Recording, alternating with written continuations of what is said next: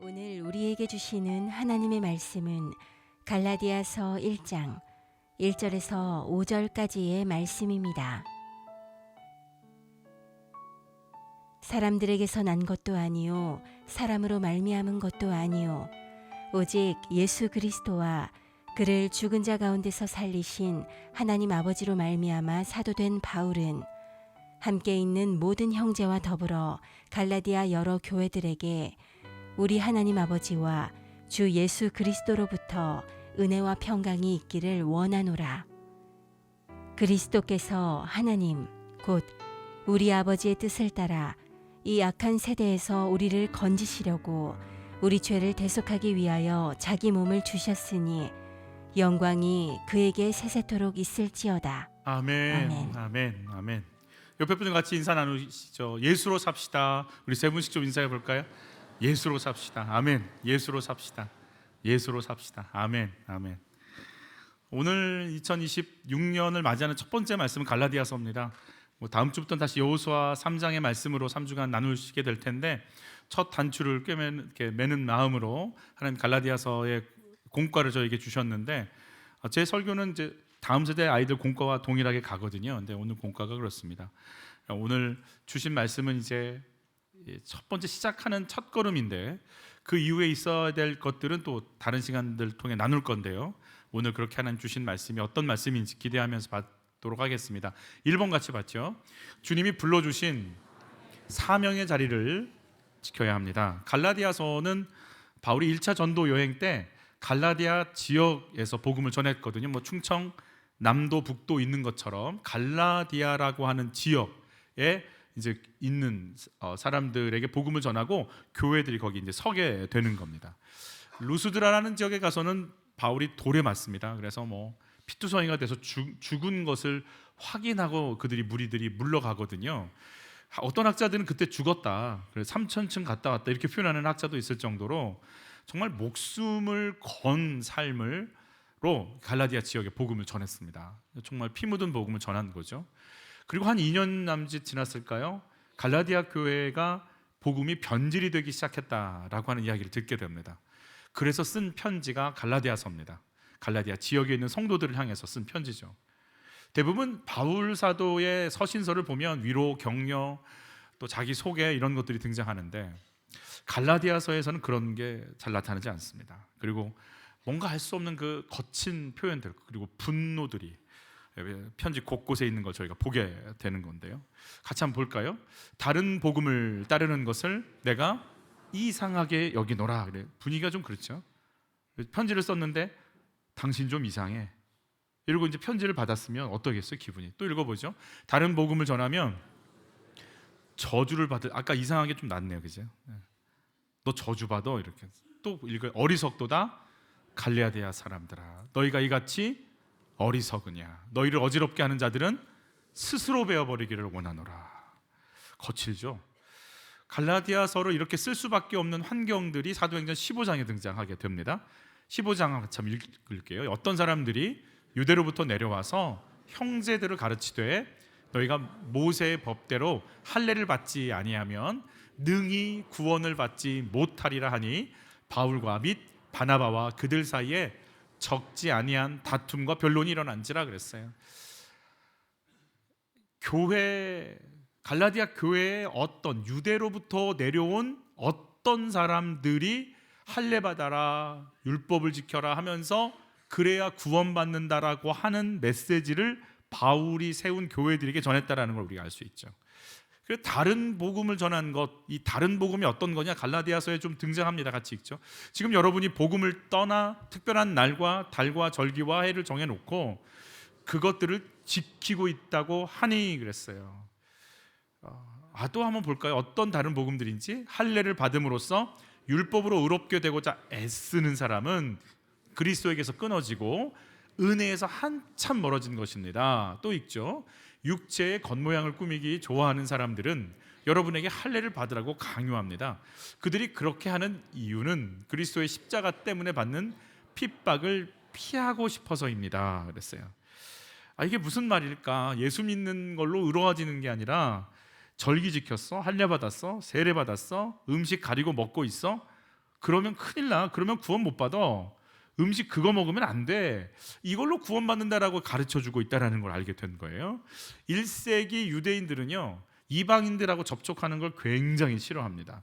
여러분 영화를 보시거나 또 성경을 보시면 알 텐데, 본디오 빌라도에게 종교 지도자들이 가서 예수를 십자가에 못 박아달라, 심판해달라 막 이러고 이렇게 촉구할 때 그 관저 내로 안 들어갑니다. 왜냐하면 이방인이니까. 이방인과 함께 어떤 자리에 있는 것조차 싫어합니다. 유대인들의 어떤 습성인 거죠. 근데 이방인들 중에서 여호와 하나님을 믿기 원하는 사람들이 있어요. 우리 보면 이집트의 그 내시 국고를 에디오피아의 내시가 이렇게 이사야서를 막 읽고 있는 장면이 있잖아요. 토라 하나님의 말씀을 막 읽고 싶고 그 여호와 하나님을 믿고 싶은 이방인들이 있었어요. 근데 유대인들은 그 이방인들이 자기네 종교를 믿는 것도 싫어. 그래서 정 믿고 싶으면 세례, 우리식의 세례 받고 할례 받고 음식과 절기를 지키면 봐줄게. 그러니까 누가 그걸 제대로 하겠어요. 그래서 아주 극소수의 이방인들이 유대교에 들어오게 되는 일이 벌어지죠. 유대교를 이렇게 개종할 수 있도록 하는 거죠. 문제는 그렇게 뭐 유대교가 있고 이방인들이 조금씩 들어왔다는 건 그렇다 치는데, 문제는 예수님이 나타나신 거예요. 예수님이 나타나셔서 죽고 부활하셔 버렸어요. 그리고 성령이 오셔서 제자들을 통해 엄청나게 복음을 증거하도록 길이 열려버리는 거예요. 그러니까 이방인들을 싫어했던 이 사람, 여러분 초대 기독교인들은, 초창기 일대 기독교인들은 전부 유대인들이잖아요. 그런데 이 복음이 유대인에게만 머물러 있지 않아요. 이 복음이 이방인들에게 더 강력하게 증거되는 거예요. 그래서 이방인들이 교회로 몰려오기 시작하는데, 유대인보다 교회가 누가 더 많아질까요? 이방인들이 더 많아지기 시작한 거예요. 그러니까 유대인들은 이방인들 안 좋아하잖아요.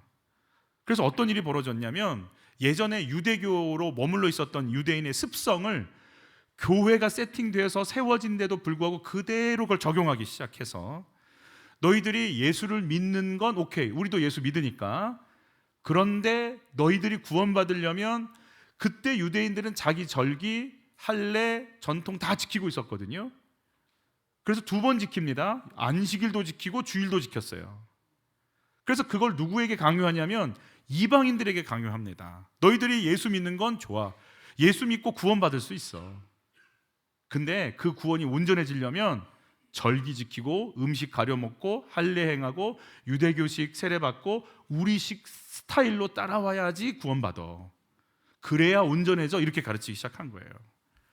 이걸 초대 기독교 안에서 유대주의자들이라고 부릅니다. 이들이 어떤 일을 했느냐?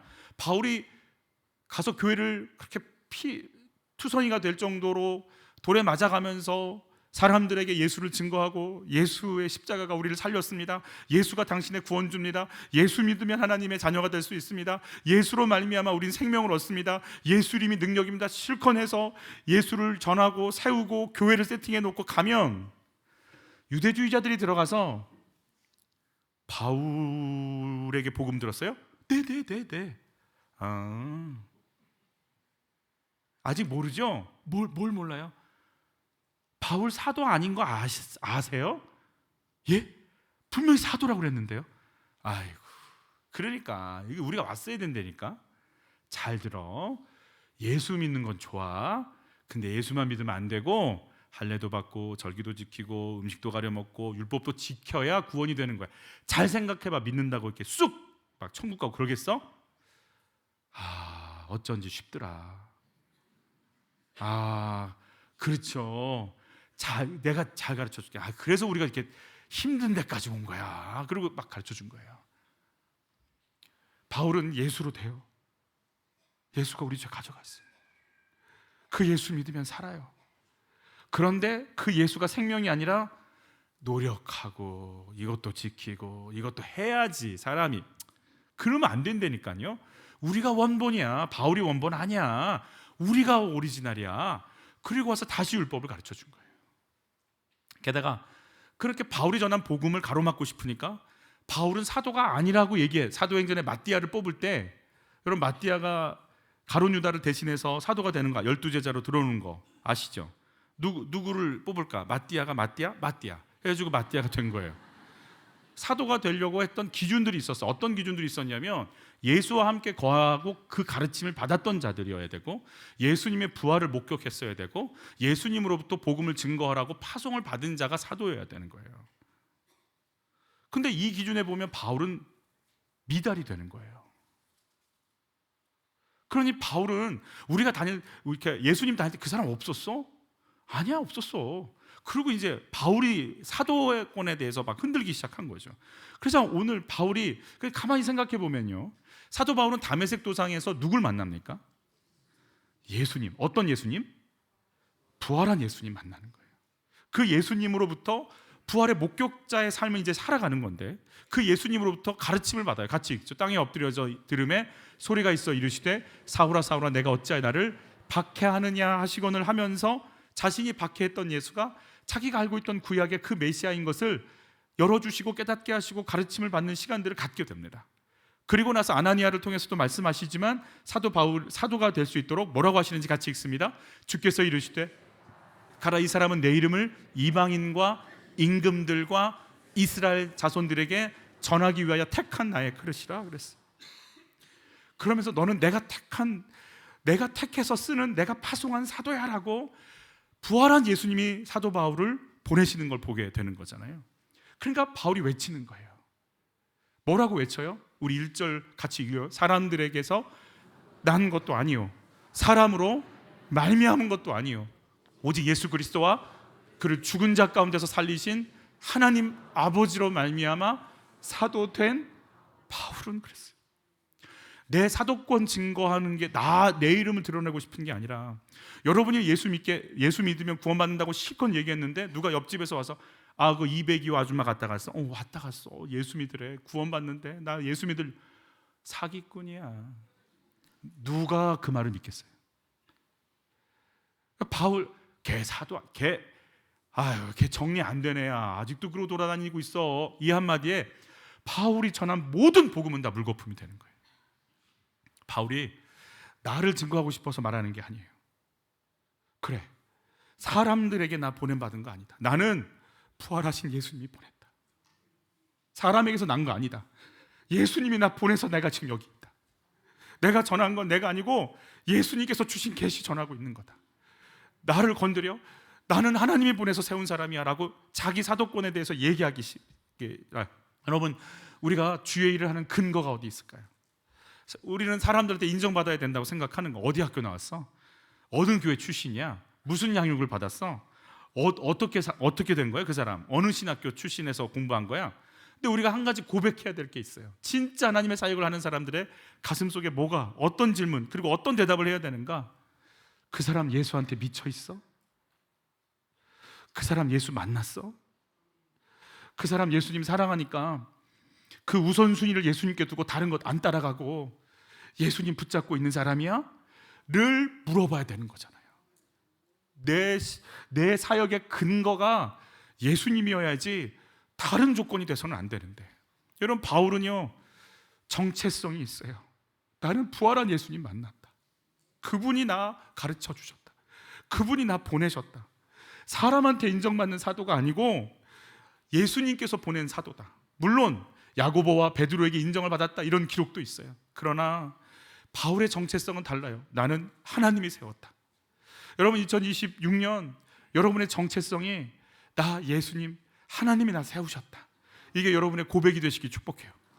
목장 안에서 여러분보다 막 더 믿음도 좋고 뛰어난 장로님이 세가족으로 와서 앉아 계시면 이제 서리 집사 2년 차인 내가 뭐라고 얘기하겠어요? 쫄지 않겠어요? 내가 무슨 말하면 저분이 뭐라고 하면 어떡하나? 내가 이렇게 표현하면 저분이 그 집사님 그 잘 모르시는 모양인데 이러고 하면 어떡하나? 별별 생각 안 들겠어요? 옆에 분과 같이 이렇게 인사할게요. 쫄지 마. 옆에 분과 인사 시작. 제가 아까 그게 라틴어를 좀 써서 뒤에 분과도 인사하세요. 쫄지 마. 왜 이렇게 쫄까요? 뭔 소리 들을까 봐. 못한다는 소리 들을까 봐. 못한다는 소리 들으면 못해요. 어떻게 알았슈? 그리고 얘기하면 되지. 나 못한다고. 그럼 가르쳐 주세요. 그리고 여러분은 여러분 길 가세요. 잘하려고 하지 마세요. 주님 드러내세요. 나와 예수님은 어떤 관계라고 말할 수 있을까요? 내가 주의 일을 감당하는 근거는 어디 있어요? 여러분, 하나님이 나 세우셨어요. 그러니까 하나님 드러내세요. 교회 안에서 나는 언제 화가 나요? 밥 안 줄 때 화나요? 이 교회는 밥을 안 줘. 도시락을 싸우세요. 복음 때문에 안타깝고 아파서요? 아니면 내가 인정받지 못해서 화가 나세요? 저는 여전히 저 때문에 화가 나는 것 같아요. 내 이름 드러나야 되는데, 내 영광 드러나야 되는데. 몇 년 전에 한 시무 장로님 저희 교회 안 계실 때, 당회 시무 장로들이 아직 안 뽑혔을 때, 우리 교회는 당회가 없으니까 이 교회의 세례는 무효고 성찬도 다 무효다 이러는 거예요. 왜냐하면 당회의 기능이 세례 성찬이니까. 듣고 보니까 이게 너무 맞더라고요. 그래서 제가 헌법을 봤어요. 세상에 헌법 보면서 목회를 해요. 제가 그 헌법에 뭐라고 나와 있냐면, 미조직 교회의 당회는 당회장은 담임 목사가 하도록 하다라고 명시가 돼 있더라고요. 아니, 성경 구절도 안 외우는 제가 헌법을 이렇게 외우고 있어요. 전 그래서 그냥, 근데 장로님들이요, 다 무효다, 당회가 없으니 무효다 이러니까요, 장로님들이 그렇게 얘기하고 다니니까요, 우르르 나가더라고요. 근데 하나님이 저한테 가르쳐 주신 건, 복음 때문에, 교회 때문에 성도들이 흔들릴까 봐 아픈 게 아니라, 목회 잘하고 있다는 얘기 들어야 되는데 내 명예를 건드린 것 때문에 그게 더 아프더라고요. 그러니까 하나님이 제 속에 깔려있는 나 잘한다는 얘기 들어야 되는데, 그러니까 교회가 힘들고 그거는 그렇게 아프지 않았어요. 그냥 정말 남의 뭐보다 내 감기가 더 크다고, 그냥 내 이름 하나. 그러니까 하나님이 그분들 통해서 제 속에 깔려있는 나 중심, 너 왜 화나니? 너 왜 이렇게 화가 나 있니? 한 3년간 힘들었어요. 알고 보니까 전부 나였어요. 교회 아니었어요. 그냥 철저한 내 중심. 오늘 바울이 화를 내면서 내가 사도야, 이 얘기가 자기를 드러내는 말일까요? 아니에요. 교회를 위해서. 어떻게 하면 교회가 그 복음을 들을 수 있을까? 두 번째입니다. 같이 읽죠. 나를 변화시킨 은혜와 평강의 자리를 지켜야 합니다 그랬어요. 은혜와 평강의 자리를 같이 읽죠. 2절 3절 함께 있는 모든 형제와 더불어 갈라디아 여러 교회들에게 우리 하나님 아버지와 주 예수 그리스도로부터 은혜와 평강이 있기를 원하노라 그랬어요. 은혜와 평강이 있기를. 은혜와 평강, 은혜라는 단어가 신약에 155번 나오는데 거의 대부분 바울의 서신서에 등장해요. 은혜와 평강은 정말 복음의 진수예요. 은혜는 복음의 원인이고 평강은 복음의 결과입니다. 내가 예수를 믿으면 은혜 때문에 믿는 거예요. 그리고 그 은혜가 들어오는 순간 내 안에 평강이 나타나기 시작합니다. 그래서 예수 믿으면 잘 돼, 예수 믿으면 복 받아, 이게 복음을 전하는 일일 수도 있지만, 그렇게 해서 복음이 전달되는 게 아니라 내가 예수님 때문에 살았고, 내가 어떤 상황, 이런 상황 저런 상황인데도 불구하고 내 영혼은 평안해. 왜 내가 평안한지 모르겠어 라고 하는 내 영혼의 평강이 전달이 돼야 복음이 증거된다고 말씀해 주시는 거예요. 어찌 보면 농촌 단기 선교는 쉽진 않지만 어떤 면에서는 쉬워요. 왜냐하면 할머니들 발 마사지 해주고 얼굴팩 붙여놓고 예수 믿으셔야 돼 할머니, 더 따라서 해봐, 나는 죄인입니다, 아니, 그래서 해놓고 그냥 슉 사라지면 돼. 나 안 볼 거잖아. 근데 내가 옆집, 이웃집, 사장님, 저기 복음 전하려면 내가 은혜 받은 자, 어떤 상황이든지 고요하고 평안한 상태, 이게 같이 증거되지 않으면 할 수가 없어요.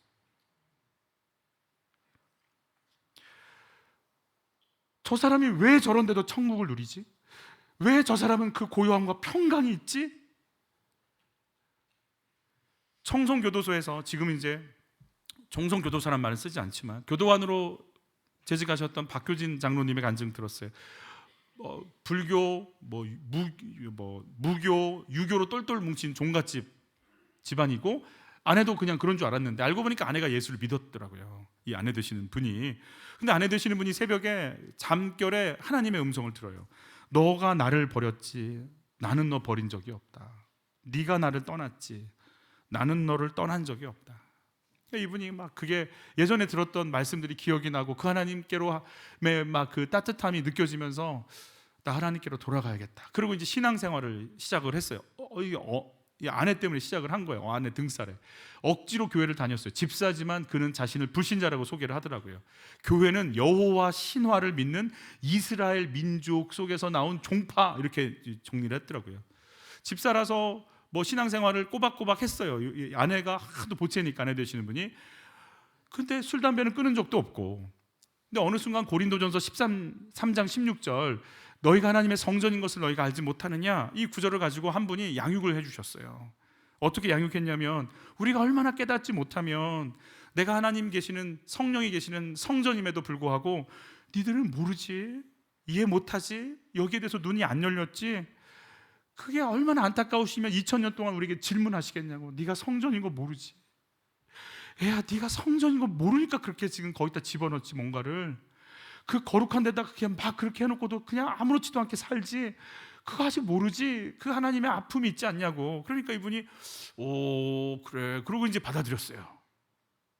그리고 이제 직장에 갔는데 다음날 몇십 년째 피우던 담배가 역겹기 시작한 거예요. 그리고 눈물이 나는데 눈물이 날 이유가 하나도 없어요.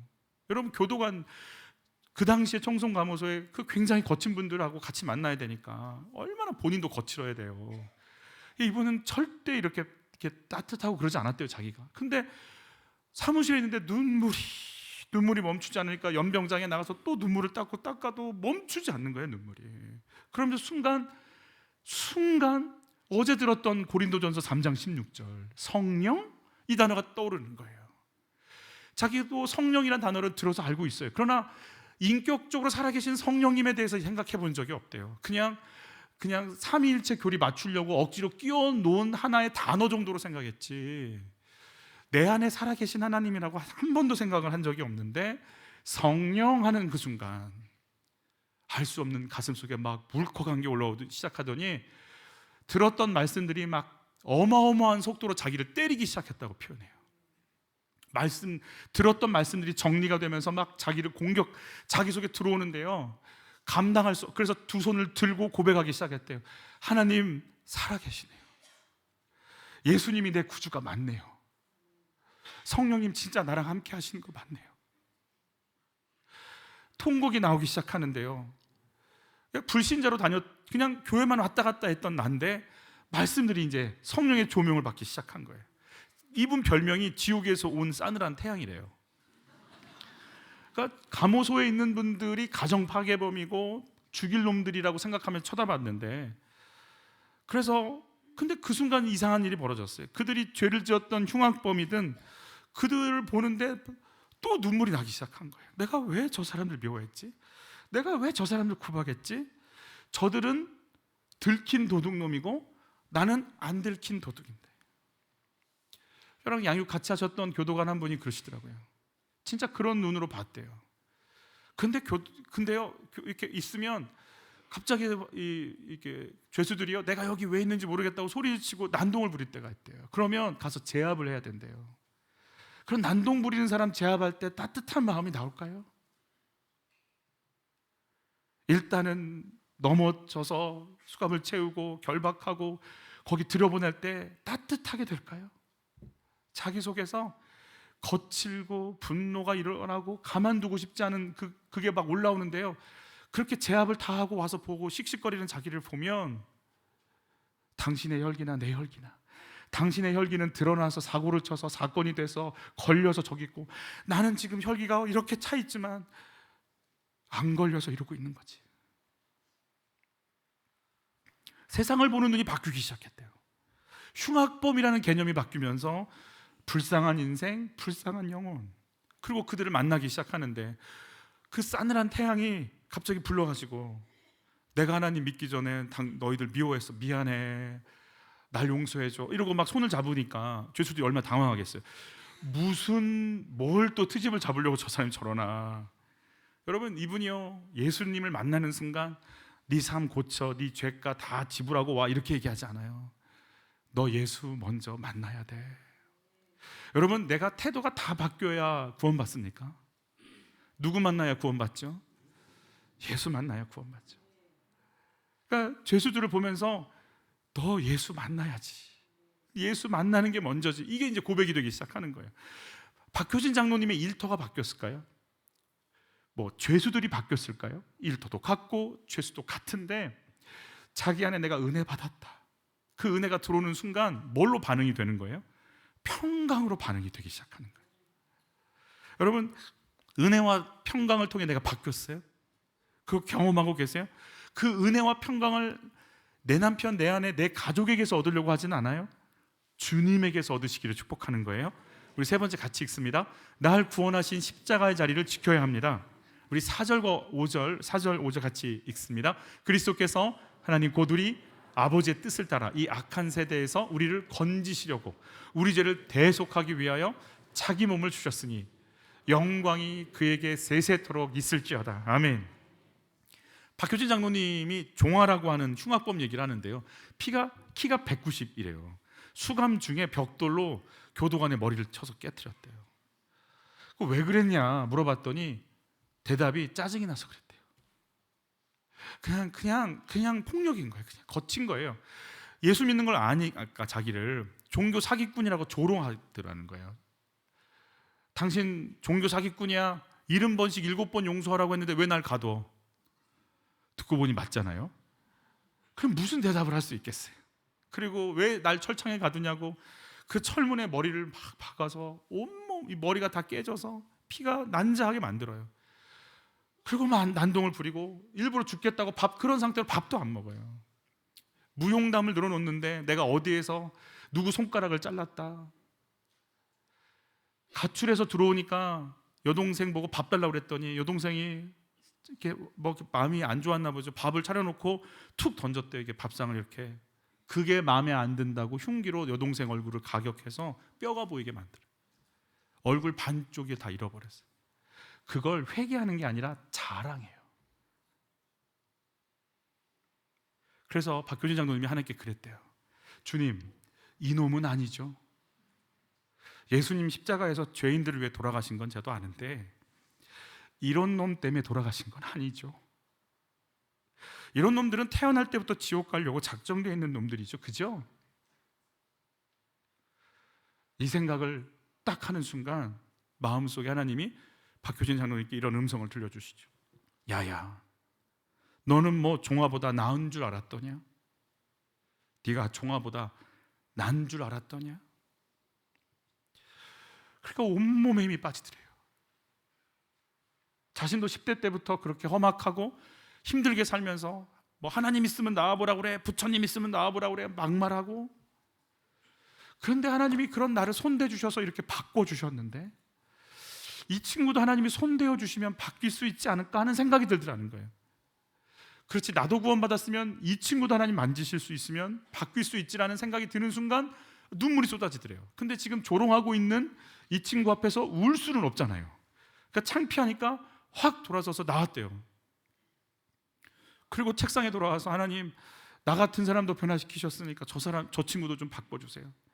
그 다음 날 갔는데요, 피 흘렸죠. 밥은 안 먹었죠. 쩔뚝거리며 걷는데 이 친구가 주저앉아 버리더래요. 쓰러져서 자기 발을 잡고 그러면서 외치더래요. 어제 울었죠. 분명히 눈물 흘렸죠. 그 눈물 나 때문에 운 거 맞죠? 여기 그분의 표현이에요. 내 눈물 맞죠? 지금까지 나 때문에 우는 눈물 내가 처음 봐요. 내 눈물 맞죠? 내 눈물 맞죠를 외치면서 뒹굴더라는 거예요. 누구도 나를 위해서 울어준 적이 없는데 예수 믿는 당신이 지금 울고 있는 거 내가 봤다. 할 말이 없어서 주저앉아 같이 울었대요. 나도 어제까지 너 사람이라고 생각 안 했어요. 근데 똑같더라. 너나 나나 같이 앉아서 통곡하니까 이분이 그때 마음을 열고 예수를 받아들인 거예요. 여러분, 내가 십자가를 진다라는 건 내가 아량을 베푸는 거 아니에요. 나도 죽을 인생인데 살았어.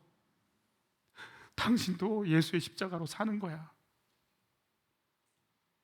너나 나나 다 더러운데 예수님이 날 먼저 살려주셨을 뿐이야. 여러분, 내가 살면, 살아내면 살려낼 은혜와 능력을 부어주심을 믿습니다. 그 십자가가 내 안에 있어야 되는 거라고 말씀하고 계신 거예요. 용팔이라는 가정폭력 파괴범, 아주 사형수예요. 이 친구는 예수를 믿자고 몇 번이고 찾아갔는데 거부했는데 꼬셨대요. 예수 믿으면 연결이 돼. 이분이 그러면 영치금 넣어줄 거야. 너 맛있는 거 막 먹을 수 있어. 믿어볼까요? 믿어봐. 흉악범들일수록 의리가 있어가지고 믿겠다고 말은 했대요. 그런데 예수님 복음 전하고 영접기도 시키고 이걸 못했대요. 바빠서. 2, 3주가 지났는데 사형 집행이 진행돼 버린 거예요. 가봤더니 이미 밧줄은 내려와 있고, 용팔이라고 하는 친구는 얼마나 공포에 질렸는지 얼굴이 다 이그러져서 자기 입을 다물지도 못하고 침만 흘리면서 끌려가고 있더래요. 그 얼굴이 영화 그 엑소시스트에 나오는 그런 얼굴, 정말 딱 봐도 이건 사람의 얼굴이 아닌 거예요. 제가 드물지만 축사할 때 보면 너무 예쁘고 고운 분이에요. 그런데요, 축사할 때 얼굴이요, 심장이 벌컥할 정도로 그 예쁜 얼굴이 그렇게 흉해질 수 있을까 싶을 정도로, 이대로 갔다가는 100% 지옥일 것 같다는 생각이 드는 거예요. 그리고 아유, 이 바보야, 집에 늦게 가더라도 복음 전했어야 돼. 어이구, 이 바보야, 어떡해, 막 이러고 있는데 성령께서 감동을 주시는 거예요. 지금 가. 지금 밧줄이 내려와 있는데. 그래서 소장님께 어느 정도로 이 친구가 이렇게 정신이 나갔냐면, 이름을 물어보면 이름도 대답 못하는, 네 죄명 맞아? 그럼 그걸 대답을 해야 되는데 그것도 못하는, 제정신이 아니니까 소장님이 그냥 진행시켜 이러는 상황인 거예요. 찾아가서 잠깐만 시간 좀 달라고 예수 믿는 교도관들이 달라붙고 목사님들이 달라붙어서 기도를 막 하는데, 한참 기도하고 있는데요, 그런 마음 들더래요. 하나님, 내가 순간 용팔이를 놓쳤는데 눈필이, 네, 이제는 안 놓칠게요. 제발 좀 살려주시고 구원시켜 주세요.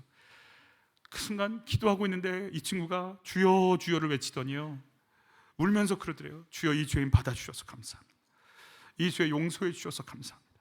그리고 놓아달라고 그러더니 정말 이게 사람의 얼굴이 아닌 그 공포와 두려움의 얼굴이에요. 그게 싹 사라지면서 뽀얀해지고 평안해지고 사람이 정리가 된 얼굴이요. 고맙습니다, 처음에는 얘가 정신이 나가서 그런가 했대요. 그러더니 이 친구가요, 좀 놔보라고 그러더니 소장님 앞에 가갖고 천천하게 인사하면서 그 평안한 얼굴로 인사를 하니까 소장님이 앉아있다가 놀래가지고 일어나서 같이 인사를 했대. 그리고 고맙습니다, 부디 건강하시고 승진하셔서 우리같이 불쌍한 사람 좀 돌봐주시고 살려주십시오. 감사합니다. 감사합니다. 소장님도 울기 시작하고, 방금 전하고 너무 다른 거예요. 그리고 그 다음부터 알 수 없는 힘이 이 용필이라고 하는 사람을 꽉 잡는 걸 경험합니다. 그냥 얼굴에서 은혜가 충만이라고 하는 게 보일 정도로 얼굴 세포 하나하나가 살아서 빛이 나는 걸, 제가 사실 이걸 경험한 적이 있거든요. 제가 수련회 리더로 가서, 이렇게 부리더로 가서 섬기고 있을 때였어요. 저희에 있는 조에 정말 말씀 안 듣고 엉뚱한 소리만 하는 분이 계셨어요. 그래서 어떡하나 기도하고 있는데 말씀이 2번이 지나고 나서 이분을 잘 들었을까 이런 마음이 들었어요. 이렇게 살펴봤거든요. 근데 이분이요, 안 계신 거예요. 속으로 이 말씀 들었어야 되는데 어디 가셨나 봤더니 옆에 계속 계셨어요. 알고 봤더니 말씀 듣기 전과 후가 얼굴 빛이 달라졌어요. 여러분, 저는 깜짝 놀랐어요. 얼굴 빛이 달라지니까 사람이 바뀌더라고요. 말씀 2번 듣기 전과 그 후가 너무 다른 거예요. 아마 용필이라는 이분도 그랬을 것 같아요. 너무 얼굴이 밝아지면서 그냥 빛이 나기 시작하는데요, 밧줄 앞에 있고 이 죄인 받아주셔서 감사하다고 춤을 추며 찬양하는데 부럽더래요. 그리고 옆에 있던 교도관들도 같이 그냥 뭔가 알 수 없는 성령의 그 만지심과 막 애워쌈에 붙잡혀서 같이 찬양하고 춤을 췄대요. 소장님도 울고, 기독교에 대해서 굉장히 적대적이었던 분들도 울기 시작하는데요, 그걸 말리질 못하더래요. 그거 하면 그렇게까지 하면 안 되잖아요. 근데 하나님이 그냥 꽉 잡고 이 친구를 놓고 이끌어가는 거예요. 여러분, 물어볼게요. 용필이라는 이분이 무슨 자격으로, 무슨 근거로 구원을 받아요? 뭘 했길래? 여러분, 예수님으로 구원받아요. 예수님 우편 강도가 마지막 다른 거 없어요. 예수님 당신을 나라에 갈 때다 기억해달라는 한마디로 구원받듯이 우리의 구원의 조건은 예수님이에요. 바울은 바리새파 사람입니다. 구약을 압니다. 율법을 지켜야 되는 거 압니다. 얼마나 바리새파 사람들이 율법을 지켜 구원받으려고 몸부림쳤는지 아실 겁니다. 근데 율법을 이룰 자가 없고 그 율법을 예수님 대신 짊어지시고 대신 대가를 치르면서 죽어가신 걸 온몸으로 구약의 율법과 성전에서 죽어간 어린 양들과 그 하나님의 어린 양 예수 그리스도가 연결이 되면서 이게 정리가 되기 시작한 거 아닙니까? 여러분, 사도 바울의 가슴 속에 누구를 죽인 기록이 있습니까? 스데반. 어떻게 죽였어요? 돌로 던져 죽였어요. 돌로 던져 죽일 때 그냥 죽든가요? 글쎄요. 여러분, 급소를 맞을 때까지 그는 돌에 맞아서 온몸이 다 벗겨져야 되는 거 아니에요. 그렇게 돌을 던져가면서 힘있게 돌을 던져가면서 그냥 맥없이 쓸어 앉아가면서 온몸이 다 뜯어지고 파괴되는 걸 보면서 낄낄대는 그 잔인함이 사도 바울 안에 있는데, 다메섹 도상으로 갈 때 성경엔 살기가 등등했다고 나오잖아요. 죽이겠다는 얘기입니다. 스데반 죽인 것처럼 다 잡아 죽여버리겠다, 잔인하게 죽이겠다는 이 분노가 그 안에 있는데, 이 죄를 이제 이걸 바울이 아는 거예요. 이 죄, 이 혈기, 이 살기를 가지고 내가 어떻게 하나님 만날 수 있는가? 내 죄 때문에 예수가 죽으신 것 이외에 내 죄를 감당할 어떤 것도 없으리라. 예수의 십자가 외에는 나에게 살 길이 없다. 그 십자가의 은혜가 얼마나 완벽한지 예수님 외에 내가 의로워질 길이 없다라는 걸 바울이 알고 인정하는 거 아니겠어요? 여러분, 예수 외에 다른 길 없습니다. 예수 외에 다른 방법 없습니다.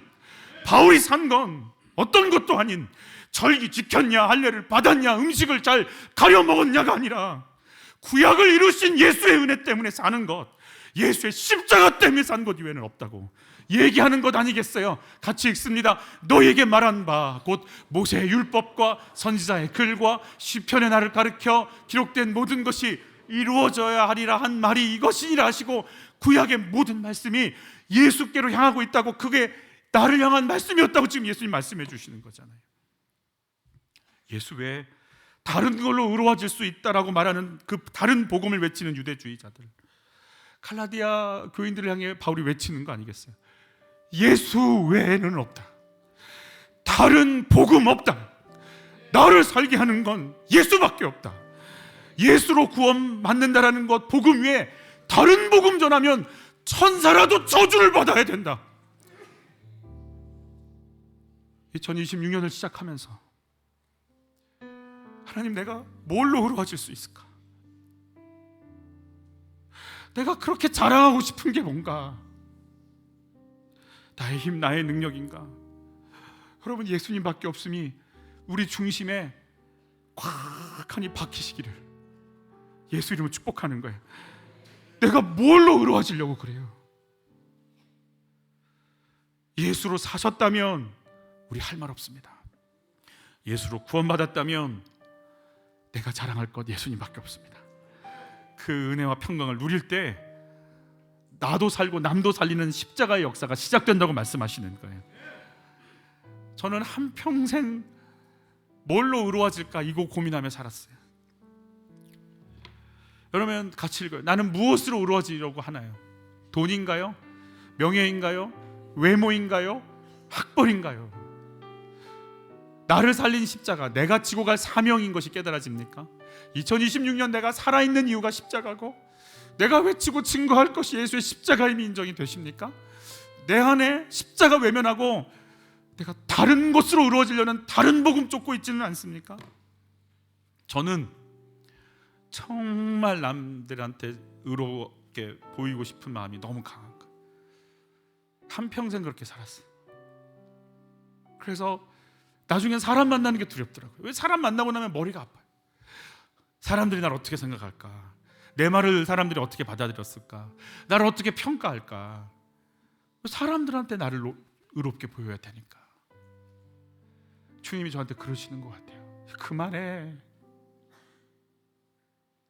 이제 그만해. 너로 사는 거 아니야. 예수로 사는 거야. 너 드러내려고 애쓰지 마. 예수 전달됐으면 됐어. 여러분, 우리가 요동하지 않고 가지고 있지만 올라갔으나 교만하지 않고 내려갔지만 비굴하지 않을 수 있는 힘이 어디 있을까요? 여러분, 예수로 산다는 신앙 고백밖에는 없습니다. 주님이 불러주신 사명의 자리 지키시기를 바랍니다. 여러분, 나를 지금 여기 세운 건 주님이십니다. 교사로 부르셨습니까? 주님이 부어주실 겁니다. 목자로 불러주셨습니까? 주님이 채워주실 겁니다. 나를 변화시킨 은혜와 평강이 여러분 속에 넘치시기를 바라는 거예요. 그래서 여러분 만나면 왜 저 사람한텐 이상한 게 느껴지지? 왜 저 사람 만나면 내가 막 살고 싶지?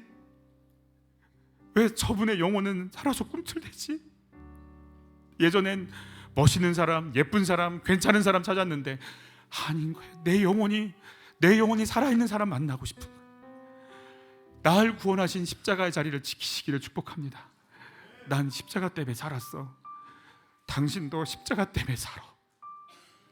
2026년을 열면서 예수로 산다, 너희들 예수로 산다 말씀하시는 주의 위로 주의 평강이 여러분을 압도하시기를 예수 이름으로 축복합니다. 우리 찬양하며 나가시겠습니다. 너 알기 원하네 크고도 넓은 은혜와 대속해 주신 사랑을 간절히 알기 원. 내 평생의 소원, 내 평생의 소원, 대속해 주신 사랑을 간절히 알기 원. 성령이 스승되셔서 진리를 가르치시고 거룩한 뜻을 깨달아 예수를 3절입니다. 성령의 감화받아서 하나님 말씀 배우니 그 말씀 한절한절이 내 맘에 교훈돼. 예수가 계신 보좌는 영광에 눌려있도다. 평화의 왕이 오시니 그 나라 왕성한 내 평생의 소원, 내 평생의 소원, 대속해 주신 사랑을 간절히 알기 원.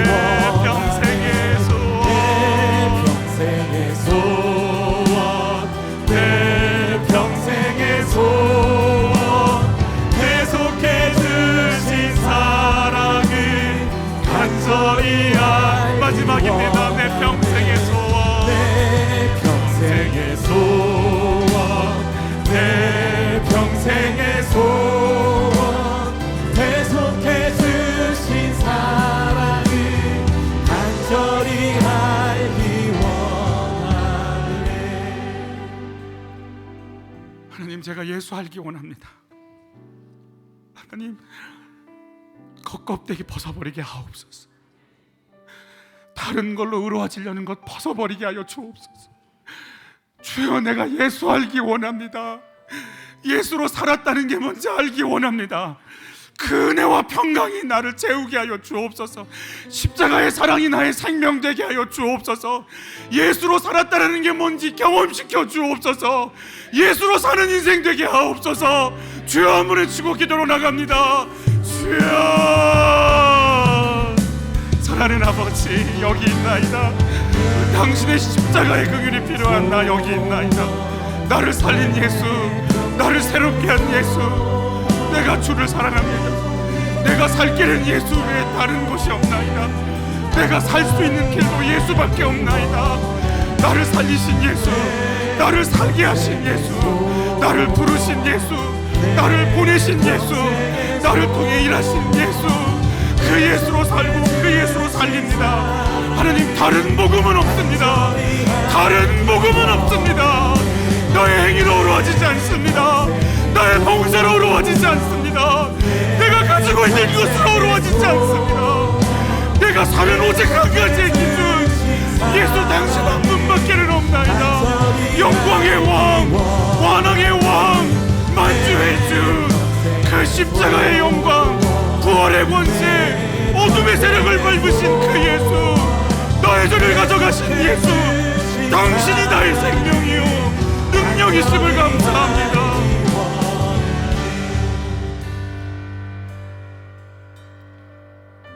다른 복음은 없다. 다른 복음은 없다. 너희가 성령으로 시작하여 육체로 마치겠느냐? 이 어리석은 자들아. 아버지, 예수로 믿기 시작했는데 직분이 탐이 납니다. 예수를 믿기 시작했는데 돈 버는 것 자랑하고 싶고 인정받고 싶어 다른 곳으로 의로워지고 싶은 마음이 떠난 적이 없나이다.